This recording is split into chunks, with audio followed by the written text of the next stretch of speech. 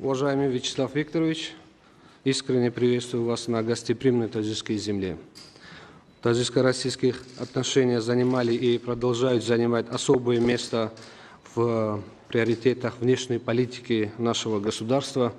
Россия наш ключевой стратегический партнер, и все направления сотрудничества с ней важны для нас. Отрадно, что межпарламентские связи Таджикистана и России последовательно выходят на качественно новый уровень. Уверен, что ваш визит даст новый импульс развитию отношений наших стран. Уважаемый господин председатель, во-первых, хочу выразить слова благодарности за гостеприимство. Темы важные, они действительно крайне необходимы для того, чтобы мы их постарались имплементировать в наше законодательство национальное каждой страны и сделали все возможное для того, чтобы решения, принятые на уровне глав государств, были законодательно обеспечены. Это послужит не только хорошей основой для решения многих вопросов, но и сближению между нашими странами, нашими народами. дар марҳилаи имрӯза мавриди таваҷҷӯҳ қарор додани татбиқи саривақтӣ ва пурраи созишномаҳои қаблӣ аҳамиятнок арзёбӣ гардид. Таъкид карда шуд, ки робитаҳои байнипарламентӣ яке аз шохаҳои муҳими маҷмӯи муносибатҳои Тоҷикистону Россияро ташкил медиҳад ва он дар сиғаҳои гуногун аз ҷумла ассамблеяи парламентии созмони аҳдномаи амнияти дастаҷамъӣ амалӣ мегарданд. раиси маҷлиси миллии маҷлиси олии ҷумҳурии Тоҷикистон муҳтарам Рустами Эмомалӣ таваҷҷӯҳи ҳамтои худро ба тавсеяи ҳамкории тиҷоративу иқтисодӣ, ҷалби сармояи россиягӣ ба иқтисоди Тоҷикистон, мавҷудияти захира ва иқтидори васеъ барои афзоиш додани ҳаҷми савдои мутақобила, сармоягузорӣ ва робитаҳои байниминтақавӣ, ҳамзамон фаъолгардонии кори мақомоти салоҳиятноки ҳарду ҷониб дар ин бахшҳо, аз ҷумла дар доираи комиссияи байниҳукуматӣ оид ба ҳамкории иқтисодӣ ҷалб намуданд. вобаста ба татбиқи ҳадафи чоруми миллии саноатикунонӣ бо суръати кишвар, зарурат ва дурнамои афзалиятдори ҳамкорӣ дар самти роҳандозӣ намудани истеҳсолоти муштараки маҳсулоти саноатӣ бо истифода аз технологияҳо россиягӣ ва коркарди ашёи хоми маҳаллӣ, инчунин содироти минбаъдаи он ба бозорҳои Россия таъкид гардид. тақвияти минбаъдаи ҳамкорӣ дар соҳаҳои иҷтимоиву башардӯстона ва ҳалли масъалаҳое, ки дар натиҷаи пандемияи коронавируси нав ба миён омада буданд, чун яке аз мавзӯъҳои асосӣ мавриди баррасии ҷонибҳо қарор гирифт. раиси маҷлиси миллии маҷлиси олии ҷумҳурии Тоҷикистон муҳтарам Рустами Эмомалӣ ба ҷониби Россия ҷиҳати расонидани кӯмакҳои башардӯстонаи тиббӣ аз ҷумла барои ташхиси бемории COVID-19 изҳори миннатдорӣ карда, идомаи ҳамоҳангсозӣ ва татбиқи тадбирҳои муштаракро дар самти муқовимат ба ин беморӣ мувофиқи мақсад шумориданд. дар доираи мулоқоти дуҷониба ба баррасӣ ва муҳокимаи маҷмӯи масъалаву мушкилоти муҳоҷирати меҳнатӣ аҳамияти дахлдор дода шуд. ҷониби Тоҷикистон пешниҳод намуд, ки дар ин самт тадбирҳои мақсаднок аз ҷумла барқарорсозии парвозҳои мунтаззам ва рафтуомади бемонияи шаҳрвандон таҳия ва амалӣ гардиданд. ҷонибҳо таҳкими ҳамкориҳоро дар соҳаҳои башардӯстона ва маориф, ҷараёни таҳсили теъдоди зиёди шаҳрвандони Тоҷикистон дар муассисаҳои таҳсилоти олии Россия, фаъолияти бо муваффақонаи филиали як қатор донишгоҳ ва донишкадаҳои россиягӣ дар Тоҷикистон, омӯзиш ва тарғиби забону фарҳанги русӣ дар ҷумҳурии Тоҷикистон, инчунин оғози амалисозии лоиҳаи бунёди 5 муассисаи таҳсилоти миёнаи умумӣ бо маблағгузории ҳукумати Федератсияи Россия дар шаҳрҳои Душанбе, Кӯлоб, Хуҷанд, Бохтар ва Турсунзодаро бо қаноатмандӣ зикр карда барои ҳарчи зудтар амалӣ гардидани иқдомоти мазкур ҳавасмандӣ изҳор намуданд. дар баробари ин ҳамкорӣ ва муқовимат бар муқобили хатару таҳдидҳои фаромиллӣ ба амнияту минтақа ва ҷаҳон ҳамчун самти калидии муносибатҳои дуҷониба арзёбӣ гардид. вазъияти ноорому номуайян дар марзи Афғонистон, идомаи музокиротро оид ба мушкилоти афғонӣ, таъмини доимии омодагии ҳарбӣ ва тақвияти ҳамкориро бо Россия дар бахши мудофиа, амният ва ҳарбӣ техникӣ тақозо дорад. дар мулоқот инчунин дигар масъалаҳои дуҷониба мавриди баррасии мушаххаси ҷонибҳо қарор гирифтанд. имрӯз дар шаҳри Душанбе ҷаласаи навбатии шӯрои ассамблеяи парламентии созмони аҳдномаи амнияти дастаҷамъӣ доир гардид, ки дар он раиси маҷлиси миллии маҷлиси олии ҷумҳурии Тоҷикистон, раиси шаҳри Душанбе муҳтарам Рустами Эмомалӣ иштирок ва суханронӣ намуданд.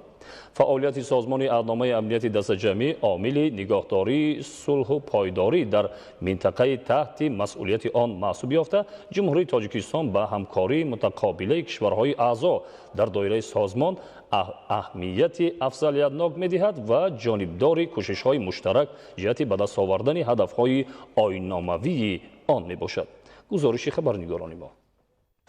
امروز در شهر دوشنبه تحت ریاست رئیس شورای اسامبله پارلمانی سازمان راهنمای امنیت دستجمعی رئیس دومای دولتی مجلس فدرالی فدراسیون روسیه ویاچسلاو ویکتورویچ ولودین جلسه نوبتی شورای اسامبله پارلمانی سازمان راهنمای امنیت دستجمعی دایر گردید که در آن رئیس مجلس ملی مجلس عالی جمهوری تاجیکستان رئیس شهر دوشنبه محترم رستم امامعلی اشتراک و سخنرانی نمودند. ضمن سخنرانی خود رئیس مجلس ملی مجلس عالی جمهوری تاجیکستان رئیس شهر دوشنبه محترم رستم امامعلی اشتراکداران و مهمانان جلسه را با پایتخت کشورمان خیر مقدم گفته در خصوص افضلیت‌های ریاست جمهوری تاجیکستان در سازمان راهنمای امنیت دستجمعی که در سال 2021 ادامه دارد ابراز نظر کردند. Деятельность ОДКБ является фактором сохранения мира и стабильности в регионе и его ответственности. Республика Таджикистан придает приоритетное значение взаимодействию между нашими странами в рамках организации и выступает за постоянные совместные усилия во имя достижения целей, заложенных в ее договоре и уставе. В этом контексте, как важное звено наших общих усилий, мы рассматриваем конструктивное сотрудничество наших стран в рамках парламентской ассамблеи ОДКБ. Как известно, Таджикистан в этом году выполняет функцию председателя в ОДКБ. Придерживаясь принципа преемственности и руководствуясь уставными документами нашей организации, мы определили приоритеты процесса председательства Таджикистана. Они охватывают практически все сегменты политического взаимодействия и сотрудничества наших стран в сферах обороны и безопасности. از جمله قید گردید که فعالیت سازمان راهنمای امنیت دستجمعی عامل نگهداری صلح و پایداری در منطقه تحت مسئولیت آن محسوب یافته. جمهوری تاجیکستان با همکاری متقابل کشورهای اعضا در دایره سازمان اهمیت افضلیتناک می‌دهد و جانبداری کوشش‌های مشترک جهت به دست آوردن هدف‌های آیین‌ناموی آن میباشد. از این رو افضلیت‌های روند ریاست تاجیکستان تمام جنبه‌های عمل و همکاری‌های متقابل در بخش مدافع و امنیت را که در نقشه چاره‌بینی‌های از جانب پرزیدنت جمهوری تاجیکستان تصدیق گردیده و کنسپسیون ریاست تاجیکستان در سازمان راهنمای امنیت دستجمعی انعکاس یافته است فرا میگیرد. در این رابطه توسعه عملهای یکجای در مسیر اسامبله پارلمانی سازمان راهنمای امنیت دستجمعی همچون یکی از سمت‌های اساسی ریاست ما به حساب می‌رود.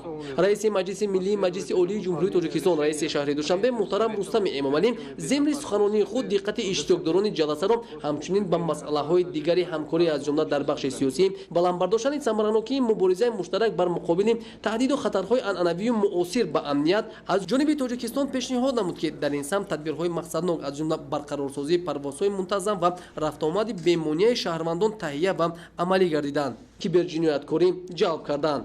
تاکید گردید که با توجه به تیز و تند گردیدن وضعیت در عرصه بین المللی بخصوص وضع حربی و سیاسی در منطقه امنیت دستجمعی از جمله در افغانستان جلب فعالانه واسطه‌های سیاسی و دیپلماتی برای حل قضیه افغانی اینچنین اندیشیدن تدبیرهای سریع‌وقتی جهت مستحکم کردن اقتدار حفظ سرحد بین تاجیکستان و افغانستان تقاضا می‌گردد. با نظرداشت بیماری سیرویتی کووید 19 مهمیت متحد ساختن تلاش‌ها بهر تطبیق تدبیرها عاید به تأمین بی‌خطری از خوف بیماری سیرویتی و ادامه کارها جهت تأمین امنیت طبی و بیولوژی قید گردید. مورد به ذکر است که در کل جلسه مذکور راهبران و هیئت‌های پارلمانی دولت‌های اعضای سازمان راهنمای امنیت دستجمعی فدراسیون روسیه، جمهوری‌های تاجیکستان و بلاروس، قرقیزستان، دولت‌های مشاهد این سازمان، جمهوری اسلامی افغانستان و جمهوری سربیا، اینچنین رهبریت کاتبات سازمان راهنمای امنیت دستجمعی شرکت داشتند. هیئت پارلمانی جمهوری‌های ارمنستان و قزاقستان در جلسه شورای اسامبله پارلمانی سازمان راهنمای امنیت دستجمعی به طور مجازی شرکت نمودند. طبق روزنامه جلسه شورای اسامبله پارلمانی سازمان راهنمای امنیت دستجمعی مجموعه مسائل‌های مربوط به فعالیت سازمان را مورد بررسی همه‌جانبه قرار داده از روی آنها قرارهای دخلدار قبول نمودند. دوره ملاقات دوجانبه با بررسی و محاکمه مجموعه مسائل و مشکلات مهاجرت مهنتی اهمیت دخلدار داده شد. جانب تاجیکستان پیشنهاد نمود که در این سمت تدبیرهای مقصدناک از جمله برقرارسازی پروازهای منتظم و رفت آمد بهمانی شهروندان تهیه و عملی گردیدند. جانب‌ها تحکیم همکاری‌ها را در ساحه‌های بشردوستانه و معارف، جریان تحصیل تعداد زیاد شهروندان تاجیکستان در مؤسسه‌های تحصیلات عالی روسیه، فعالیت با موفقانه فیلیال یک قطار دانشگاه و دانشکده‌های رسیدگی در تاجیکستان، آموزش و ترغیب زبان و فرهنگ روسی در جمهوری تاجیکستان، اینچنین آغاز عملی‌سازی لایحه بنیاد 5 مؤسسه تحصیلات میانه عمومی با مبلغ‌گذاری حکومت فدراسیون روسیه در شهرهای دوشنبه، کولوب، خوجند، باختر و ترسونزاده را با قناعتمندی ذکر کرده برای هر چه زودتر عملی گردیدن иқдомоти мазкур ҳавасмандӣ изҳор намуданд. дар баробари ин ҳамкорӣ ва муқовимат бар муқобили хатару таҳдидҳои фаромиллӣ ба амнияти минтақа ва ҷаҳон ҳамчун самти калидии муносибатҳои дуҷониба арзёбӣ гардид. вазъияти ноорому номуайян дар марзи афғонистон идомаи музокиротро оид ба мушкилоти афғонӣ, таъмини доимии омодагии ҳарбӣ ва тақвияти ҳамкориро бо Россия дар бахши мудофиа, амният ва ҳарбӣ техникӣ тақозо дорад. дар мулоқот инчунин дигар масъалаҳои дуҷониба мавриди баррасии мушаххаси ҷонибҳо қарор гирифтанд. ҷониби Тоҷикистон пешниҳод намуд, ки дар ин самт тадбирҳои мақсаднок аз ҷумла барқарорсозии парвозҳои мунтаззам ва рафтуомади бемонияи шаҳрвандон таҳия ва амалӣ гардиданд.